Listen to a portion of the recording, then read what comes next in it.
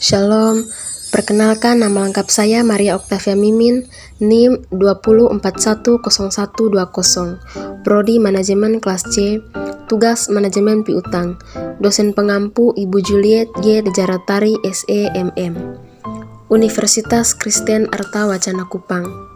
Di sini saya akan memaparkan materi tentang tugas manajemen piutang.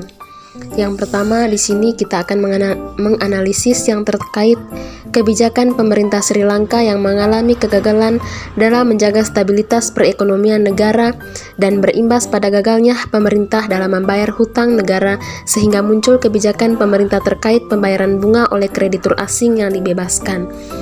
Jadi di sini pemerintah Sri Lanka awalnya meminta warganya yang berada di luar negeri untuk mengirimkan uang ke dalam negeri dan dalam memenuhi kebutuhan bahan pangan dan bahan bakar setelah negara itu gagal membayar hutang luar negerinya senilai 732 triliun rupiah di tengah krisis ekonomi terburuk selama lebih dari 70 tahun terakhir. Pemerintah mengambil tindakan darurat hanya sebagai upaya terakhir untuk mencegah memburuknya posisi keuangan Republik lebih lanjut.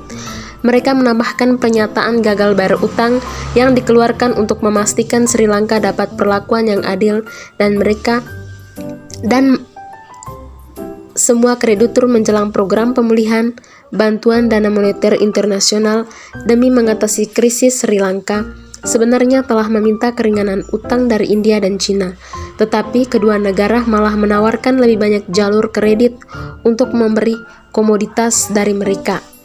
Sri Lanka kini telah merencanakan untuk bernegosiasi dengan dana moneter internasional untuk program pinjaman baru agar negara itu bisa keluar dari krisis. Yang kedua, jika kita adalah salah satu perusahaan yang berada di Sri Lanka dan turut mendapatkan efek dari krisis yang terjadi, maka bagaimana yang seharusnya pemantauan piutang yang dapat kita lakukan sehingga tetap dapat menjaga arus kas perusahaan kita di dalam situasi krisis tersebut.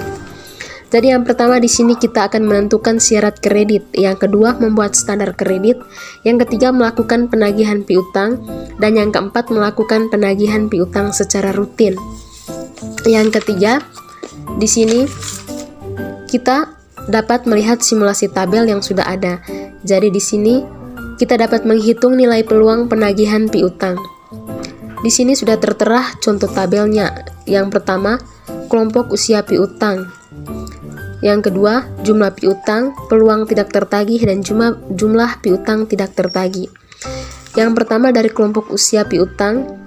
Di sini 1-30 hari jumlah piutangnya sebesar 20 juta rupiah. Peluang tidak tertagihnya 1% dan jumlah piutang tidak tertagihnya 200.000 rupiah. Sampai di hari lebih dari 90 hari di sini jumlah piutangnya 200 juta rupiah, peluang tidak tertagihnya 7% dan jumlah piutang tak tertagihnya 14.000 rupiah.